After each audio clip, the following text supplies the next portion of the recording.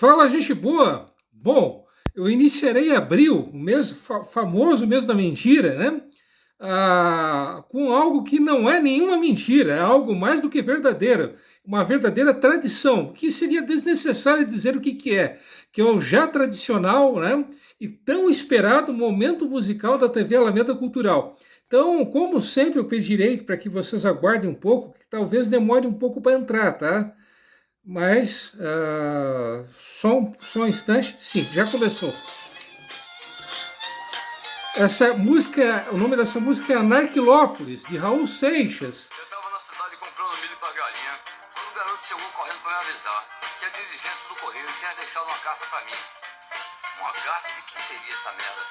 Mas que era da prefeitura de Anarquilópolis, me convidando para uma festa da sua emancipação.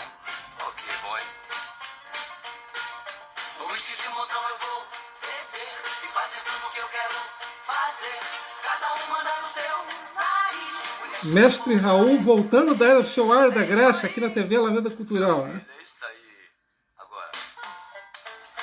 Montei no meu Silverjack e parti com o firme propósito de unir o útil ao agradável. Pois Anarquilópolis era também o berço da minha amada, a bela Josefina Aline, filha única do meu amigo xerife James Adin. Enquanto o jegue ia rinchando, eu seguia pela estrada cantando. Eu sou besta pra tirar onda de herói, sou vacinado, eu sou cowboy, cowboy fora da lei. Durango Kid só existe no gibi, e quem quiser que fique aqui, entrar pra história como vocês.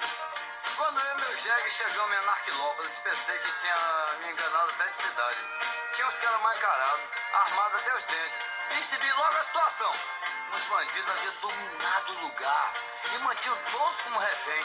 James Adin não era mais o xerife, só se via cara de pessoa com tristeza e medo. Deus me livre, quase que eu cansei. Dedo no gatilho era da lei. Sozinho, desarmado, estava ali. Pra diabo que me chamaram aqui. Foi então. Tá dominado, cowboy! Eu não sou besta pra tirar onda de herói. Sou vacinado, sou cowboy. Cowboy fora da lei. Durante que só existe no gibi. E quem quiser que fique aqui, entrar pra história com vocês.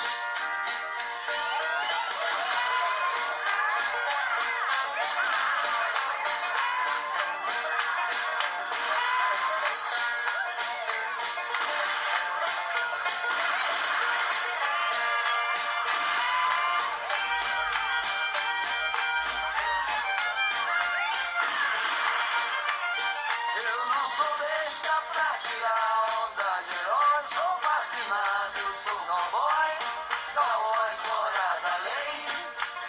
Durango Kid só existe no gibi. E quem quiser que fique aqui, entrar pra história com vocês. Eu não sou besta pra tirar onda de herói. Sou vacinado, eu sou cowboy, cowboy fora da lei. Durango Kid só existe no gibi. E quem quiser que fique aqui, entrar pra história com vocês. Meu filho, é isso aí.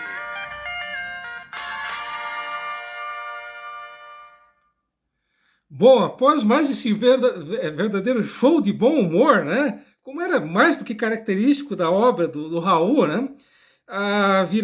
Virão agora as mais do que esperadas explicações sobre esse verdadeiro show de bom humor que vocês acabaram de ouvir. Bom, sobre a música Anarquilópolis. Bom, na verdade, essa história ela começou em 1973. Bom, lá em 73, portanto, há exatos 50 anos atrás, o Raul ele compôs uma música, um country, né, chamado, obviamente, um country, né, como não poderia deixar de ser, chamado Cowboy 73. Só que ele jamais chegou a gravar essa música. Ele apenas fez chegou até a compor, fazer uma composição, mas ele não chegou a tirar isso do papel. Até que, 11 anos mais tarde, isso já em 1984, ele decidiu, nessa ocasião, entre janeiro e abril de 84, ele estava gravando o disco Metrô Linha 743. Inclusive, há 2 semanas atrás, eu até cheguei a comentar sobre esse disco. Até os fãs do Raul, os Raul Seixistas inveterados, até não gostam muito desse disco, até aqueles até que na época do lançamento desse disco o taxaram como um disco técnico pobre, enfim, não as descrições, né, as considerações, as opiniões a respeito desse disco, digamos, não são lá muito lisonjeiras. Mas o que interessa não é o disco, o Metrô Linha 743, mas sim a música, obviamente, né, o Anarquilópolis. Pois bem, como eu havia dito, esse projeto de música que o Raul fez lá em 73, ele começou a ganhar forma, e ganhou forma, em 84. Pois bem, quando as gravações desse disco, Metrô Linha 743, elas já estavam praticamente finalizadas, o Raul ele convidou, né, o Sérgio Passos, o Silvio Passos, né? Eu minto, né? Não é Sérgio, é o Silvio Passos. O Silvio Passos, para quem não sabe, ele foi o fundador do primeiro fã-clube do Raul Seixas, do Raul, isso em 1981. Nessa época, em 81, junho de 81, o Raul ele se mudou do Rio de Janeiro, durante uma cidade no qual ele viveu durante mais de 10 anos, para São Paulo. Aliás, ele estava meio de saco cheio do Rio. Chegou numa entrevista na época, em junho de 81, ele chegou a dizer que o pessoal do Rio estava mais preocupado de andar em patins, porque o Cristo Redentor já estava com os braços arqueados, já quase caindo. Enfim, ele fez declarações não muito elogiosas a respeito do Rio de Janeiro. Então, nessa época, ele estava, como eu disse ainda há pouco, acabei de dizer, o Raul ele estava se mudando, né, para São Paulo. E nessa época, nesse período de mudança, ele acabou conhecendo o Silvio Passos. E o Silvio Passos se tornou um dos maiores e mais fiéis amigos do Raul, e como eu disse ainda há pouco, o fundador do primeiro fã-clube do Raul. Então o Raul mesmo estando a carreira do Raul tendo iniciado lá nos anos 60, quando ele foi vocalista do Raulzito e os Panteras, só em 81, praticamente com 20 anos de carreira, é que ele veio a ter um fã-clube. E o Silvio, como eu disse ainda há pouco, como eles eram muito amigos, né? E o Raul tinha uma confiança gigantesca no Silvio, ele acabou convidando o Silvio Passos, né? Para que eles fizessem uma nova música, a partir do verso dessa música que eu acabei de mencionar, que era o Cowboy 73. Então, a partir do refrão do Cowboy 73, é que eles acabaram compondo essa música, Anarquilópolis. Como vocês acabaram de ouvir, a ideia é de que apenas o refrão da música fosse cantado, e o restante, como vocês ouviram, fosse uma história narrada.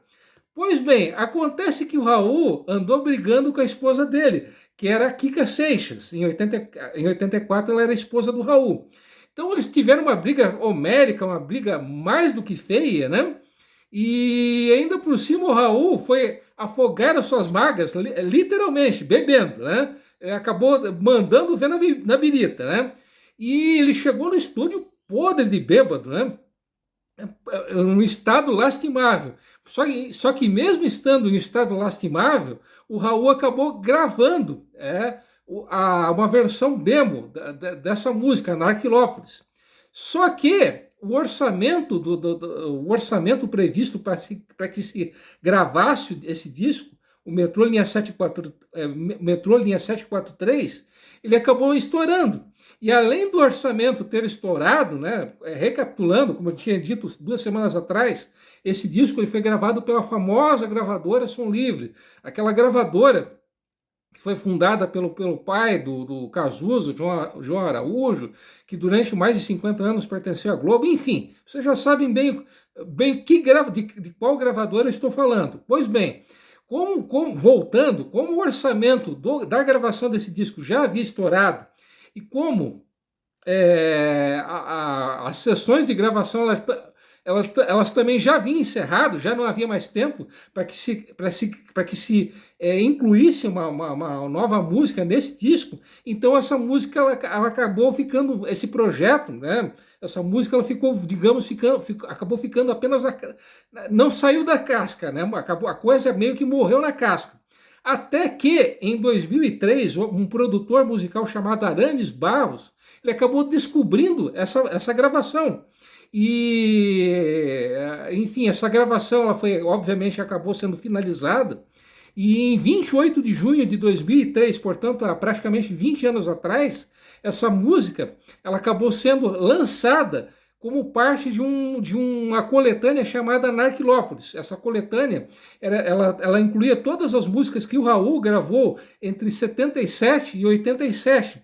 E todas essas músicas elas tinham participação de algum outro nome consagrado da música brasileira. Então, tinha a música que o Raul gravou com o Raul Gil, música que o Raul gravou com o Pepeu Gomes, música que o Raul gravou com o Jackson do Pandeiro, enfim.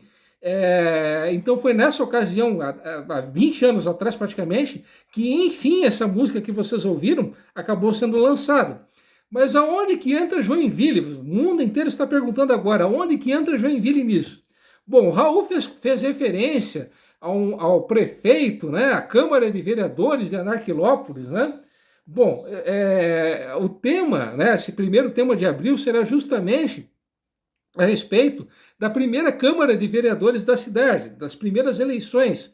Seria, na verdade, uma continuidade daquilo que eu gravei semana passada. Inclusive, eu vou encerrarei esse vídeo mostrando aqui essas gravuras que possivelmente foram feitas em 1852. Não sei se está sendo possível vocês as enxergarem, tá? Mas a gravura, essa gravura da parte de cima, que eu estou tentando mostrar, essas três casas, elas pertenciam ao Bernhard Porsche. Não sei se essa é a pronúncia correta, tá? Essas três casinhas aqui de cima, tá? O Bernhard Porsche, ele foi o primeiro, é considerado o primeiro latifundiário, também o primeiro empresário da história de Joinville, né? Alguns o consideram como o primeiro empresário da história de Joinville, também como o primeiro latifundiário, primeiro dono de fazenda da história de Joinville. Então, isso que eu tentei mostrar a vocês, então foram algumas das primeiras casas da história de Joinville. Como esse vídeo já está interminável, então tenho mais coisas interessantes a contar a vocês no próximo vídeo. Então aguardem que tem mais coisa boa.